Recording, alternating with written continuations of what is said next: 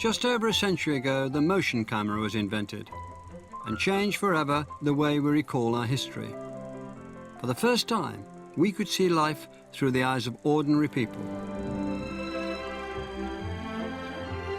Across this series, we'll bring these rare archive films back to life with the help of our vintage mobile cinema.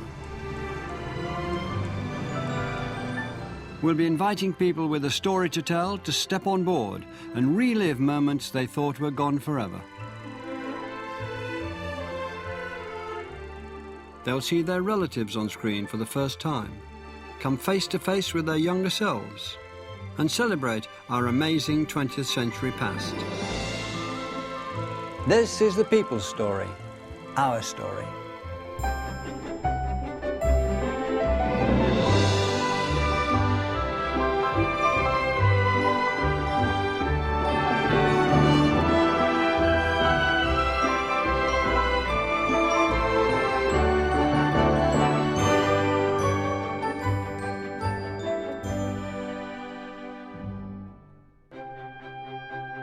Our vintage mobile cinema was originally commissioned in 1967 to show training films to workers. Today it's been lovingly restored and loaded up with remarkable film footage, preserved for us by the British Film Institute and other national and regional film archives. In this series we'll be travelling to towns and cities across the country and showing films from the 20th century that give us the real history of Britain.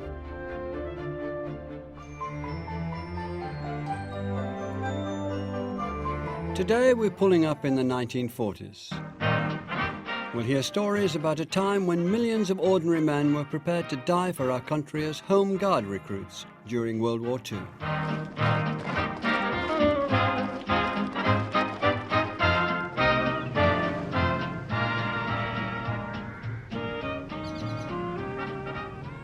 This is the magnificent Osterley Park in the southwest of London. And this, in 1941, was the first independent training school for the Home Guard, using these woods, these lakes, to train for the defence on land of this country.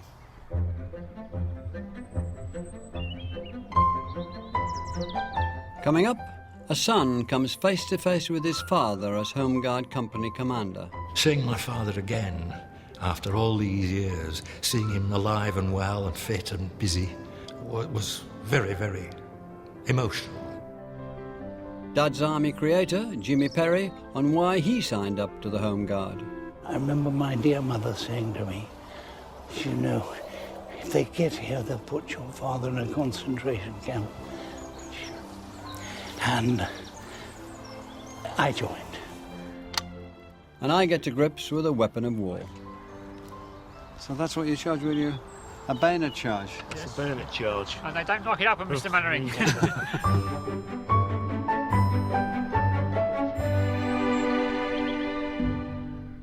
Today we've come to Osterley Park in Middlesex. It was here in 1941 that 5,000 recruits were trained to defend our shores from a possible German invasion.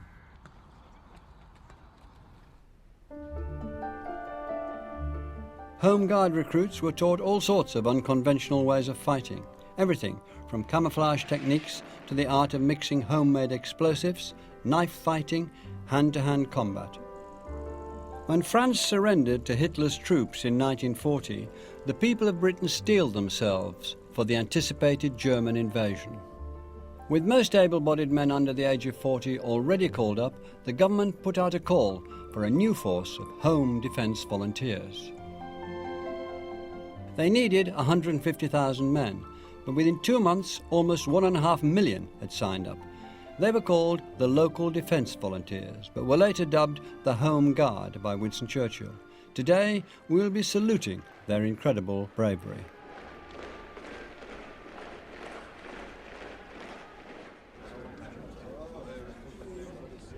Joining me are Home Guard veterans and their families from all over the country to tell me their stories about the Second World War. Many of them will be seeing our films for the first time, showing us photos of their younger selves and telling us what it was like to be part of the Home Guard. Robert Brown has come here today from West Yorkshire. His father, George, was the company commander of the Thornton Home Guard, and Robert has some treasured mementos of his father's. It's your father's, obviously. My father's, indeed, yes. West Yorkshire. Well, then, I don't know whether you should be allowed to see them. It's still classified, is it? It's secret. Not All can be 100 years. revealed. There's Keighley, the Osterley sector, Bradford and Halifax sector. And various thank you letters from His Majesty King George. In the years when our country was in mortal danger, George Leonard Brown, who served 27th of May 1944, gave generously of his time and powers to make himself ready for her defence by force of arms and with his life, if need be. George R.I., the Home Guard. Well, that's something, isn't it? A treasure, sir. Yes, it is indeed. We're about to take Robert back to the 40s to see a remarkable film made in his hometown of Thornton in Yorkshire.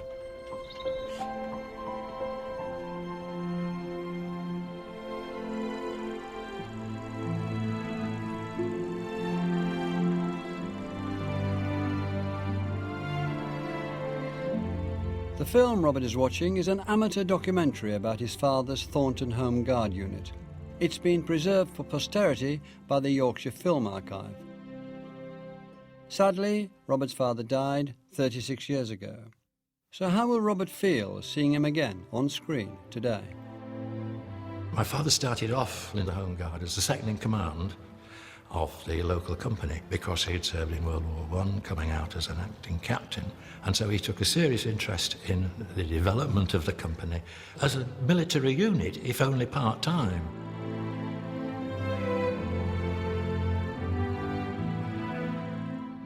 As kids, this was an absolute delight. Going to the ranges when there was nobody there and collecting the spent bullets, looking for empty cartridges, finding bits of bombs, because these were currency amongst young children.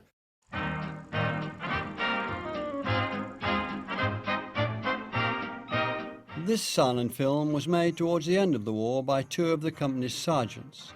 Robert's father was a managing director of a local textile company, and he footed the bill for this expensive colour film.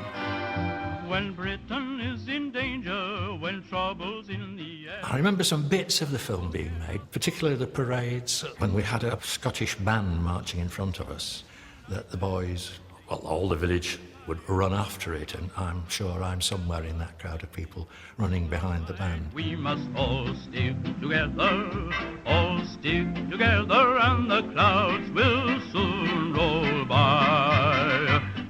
When the Home Guard was formed in 1940, there were no uniforms and very little equipment, and many units used wooden rifles for drill purposes.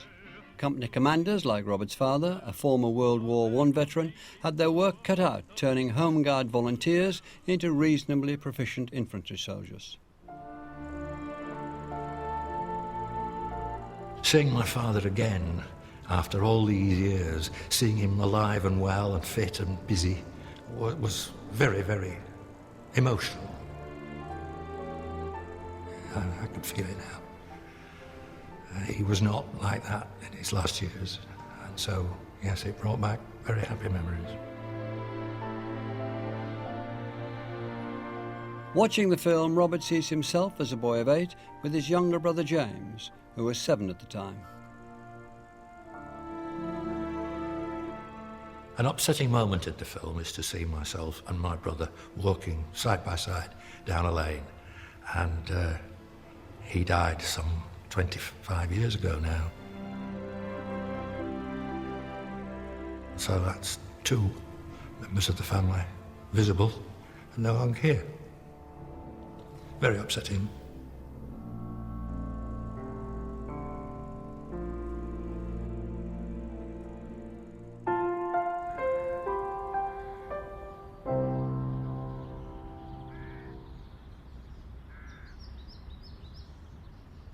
Training for the Home Guard varied all over the country, and it was a huge commitment for the millions of men who volunteered. Many recruits were key workers in reserved occupations. Shipbuilders, miners, doctors, all held down full-time jobs, as well as dedicating up to 4 nights a week to training. My next guest is 89-year-old Ken Chambers from Brighton. Very well, thank you. Lovely to meet you. Lovely to see you. Ken joined the Brighton Home Guard when he was 17 and working as an office boy. He wasn't quite old enough to join the RAF, but he was determined to do his bit. Is that a diary you This kept is my at the diary time? that I kept at the time. Oh yes, and this was a sort of original dates, you know. And this was the 17th of June. Would probably have been my first guard. I said, not a bad night. LDV on guard at Bear Road Reservoir until 3:45. I got home at 4:15 in the morning. Had you always kept a diary, or did you do it because I've of... always kept the diary. right. I kept them from And that's the diary turned into this book? 1930s, and that's the diary Memories from of a the young page man of in that, peace yes, and right, war. We're about to take Ken back to his days as a Home Guard volunteer more than 70 years ago.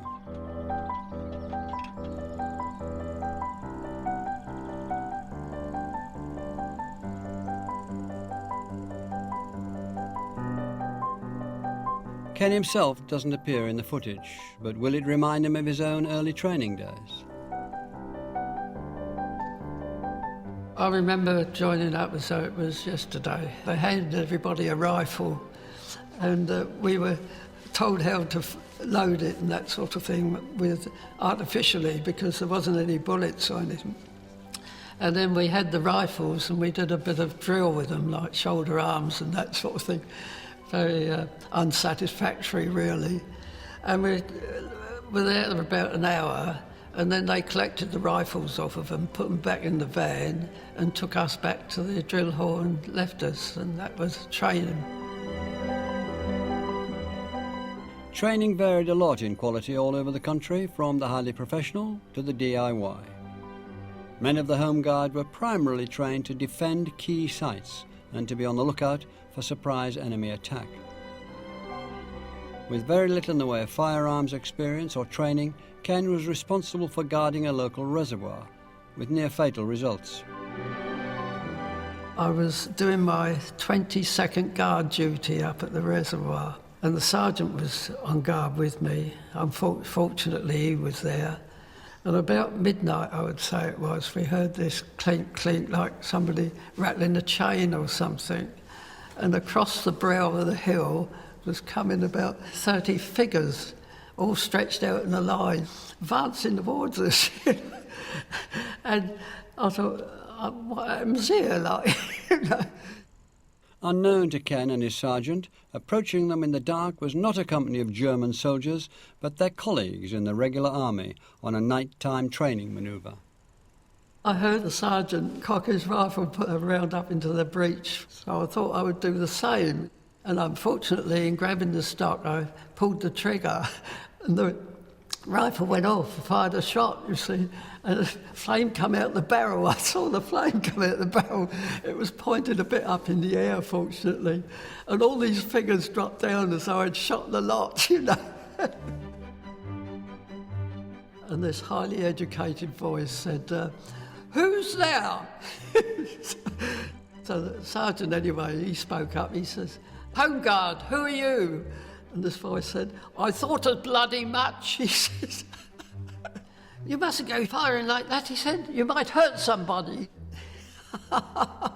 Strange to say, that was the first time I'd fired a .303 rifle. You look at Dad's army and you think, it was a bit like that, you know.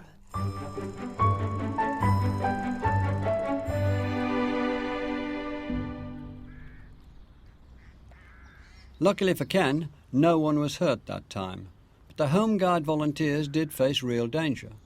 Inadequate firearms and explosive training caused many deaths. 25 members of the Home Guard were awarded medals of bravery during accidents with live grenades. 3 of them were posthumous. Home Guard work was serious, but the lighter side of the volunteer army is captured enduringly in the classic BBC sitcom Dad's Army, featuring the hapless exploits of Captain Mannering and his platoon. Then, sir, the way to do it at all. You tap the muzzle of the rifle and the man brings his gun and his foot round, so. There! Like that, you see? I see, sir. I'll show you how to do it.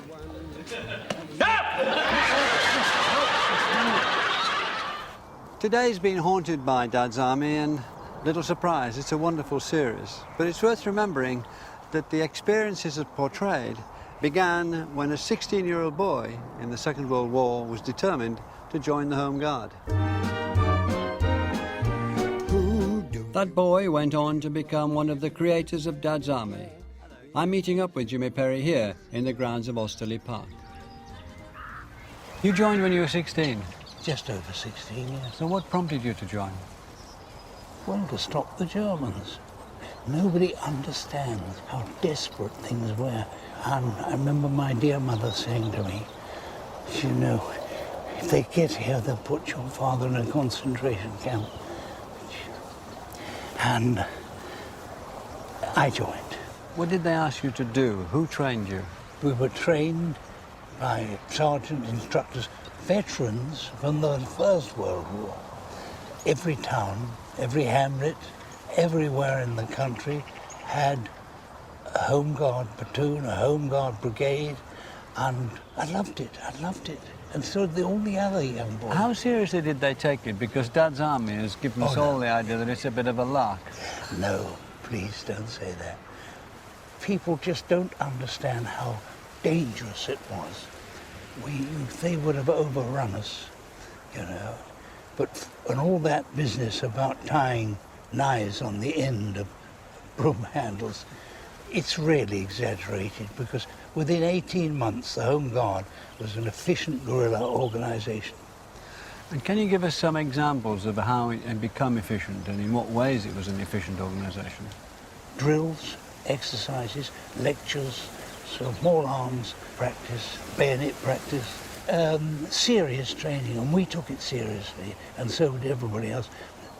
Everybody was scared stiff. We all were, but you never put it on. You don't show it. You had to be positive, couldn't be negative.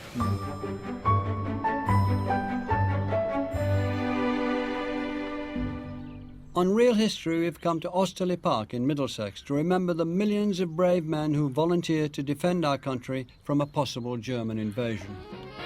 It was in these grounds at Osterley Park that some of the first ever members of the Home Guard were taught the theory and practice of guerrilla warfare.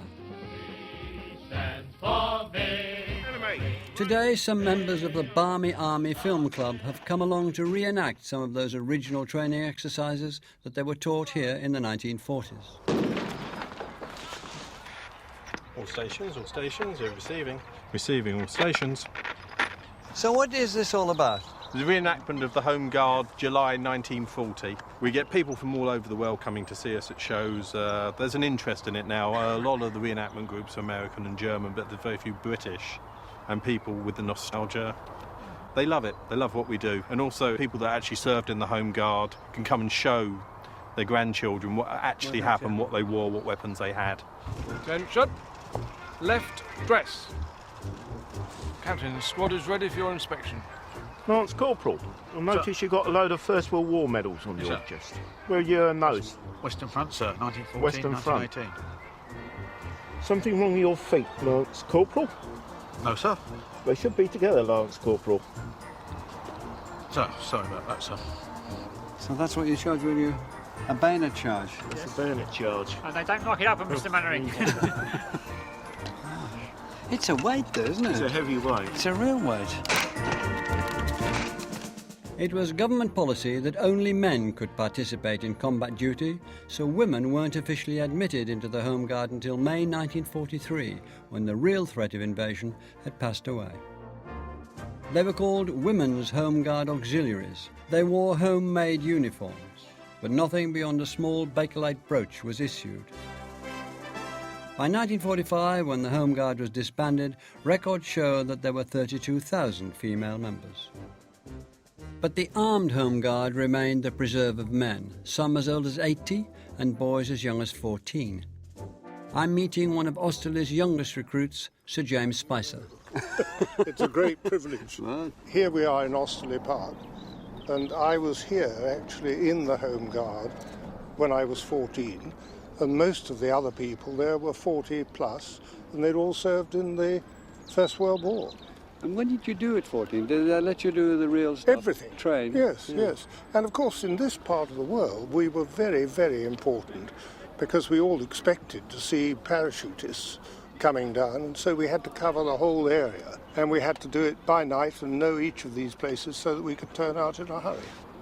I expected us to be invaded. Yeah. Do you know, I had my father's pistol, and I used to go on the bus to school and take that pistol with me in those good old days.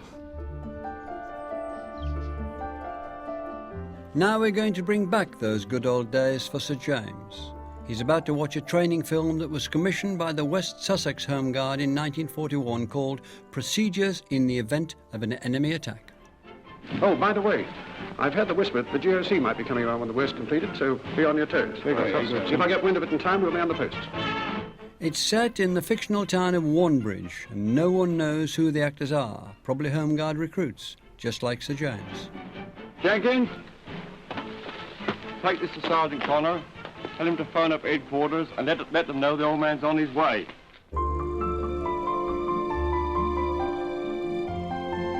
How will he feel watching the film today?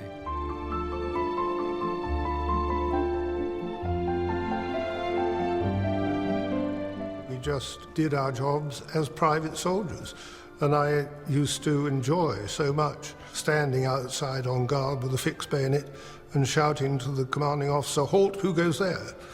And he would have to tell me who he was, and then would be allowed in. May I see your pass, sir? Don't you know who I am? Afraid not, sir. Good heavens, man, doesn't the uniform mean anything to you? Well, yes, sir, I could pass the uniform. But not the man, eh? Good, very good. The film reminds Sir James of his days as an army cadet, desperate to sign up. I would have joined the Home Guard the day it was formed, but the CO, who was a headmaster of a school and who knew me, and knew that I was only 13. So I had to go away and come back another day, and I was an air raid messenger in London until I was able to get into the Home Guard, and then I was lucky enough to get into a commando section of the Home Guard. Good man, that. Knows his job. Polite but firm. We had a job to do, we were ready to do it, and about the only thing that I understood in that film was that we were ready to die for it. Well, we were.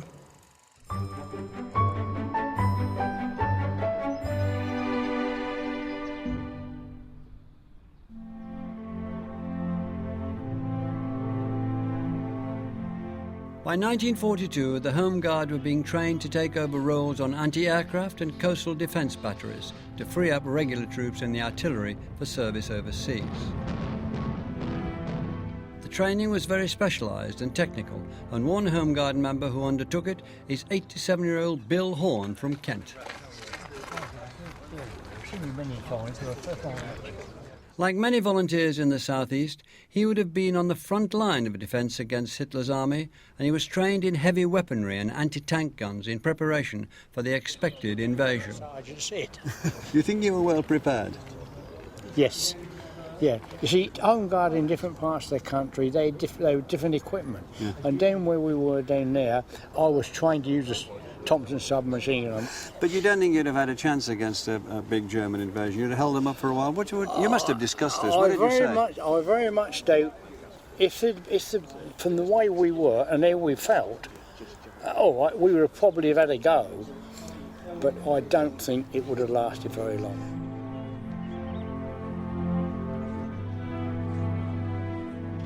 We're about to wind the clock back now over 70 years for Bill and take him back to the time he was prepared to make the ultimate sacrifice for his country as a member of the Home Guard.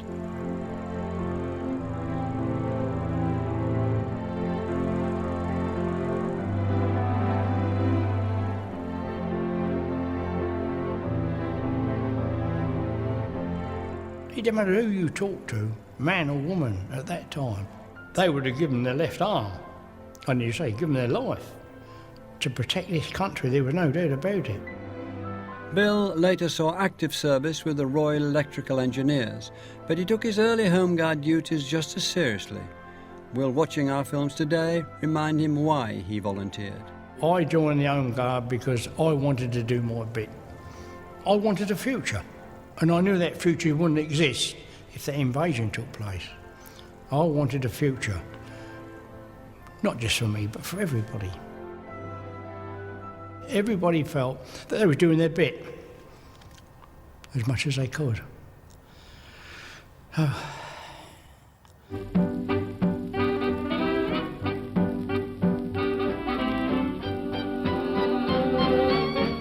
Despite all the seriousness, watching these training films has brought back some humorous memories too. On goes the General's party towards Valley Wood, which has been wired in accordance with Major North's suggestion.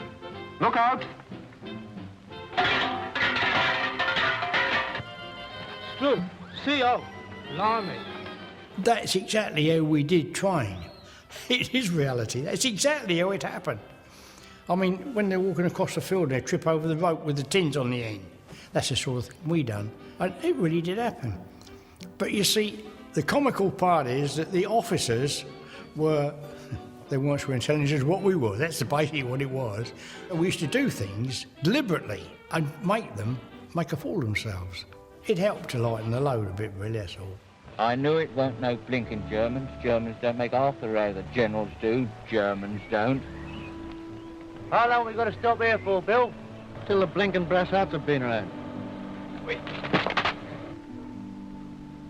Surely can't do that. Pillbox is a bit obvious, isn't it? Yes, sir. Decoy. Position covered from over there. It took me right back. It was so real. I wasn't in that cinema watching the film. I was back in time in 1940. All comes back, doesn't it, to you?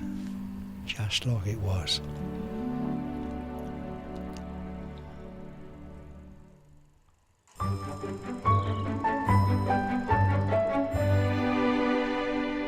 What did you think of the films? Brilliant. It's unbelievable to see those films. It really put you right back in the 1940s. It put it right back in, exactly as it showed you there. That's how it was, and the funny remarks they were making. It was really Dad's army. On December the 3rd, 1944, the Home Guard was stood down. By that date, more than 1,600 members had been killed on duty, and over 1,000 medals and commendations awarded, including 137 for brave conduct. We should always remember the Home Guard were true citizen soldiers. What's most struck me today is that a lot of those people who were in the Home Guards still find refuge in jokes and the fun of it, treating danger very lightly. But behind it, there was a serious purpose. They were a thin khaki line against Hitler's troops who were ready to come over here. And they're aware of that too. And they made us aware of it, I think me aware of it, without, well, they're shy about it, without going on about it. Very British. Next time on Real History, we're in the East End of London, collecting memories of Britain's slum conditions in the 30s. Everything on the house is on the floor. There's not a straight thing in it.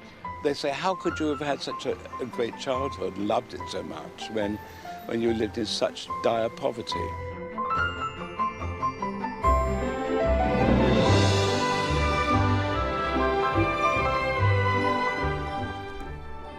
There are more archive films to enjoy on the red button. For instance, you can recall what life was like growing up back in the 50s, a time of teddy boys, Elvis and the first teenagers. Well, next here on BBC Two, a journey around the spectacular Gower Peninsula in Wales on Coast.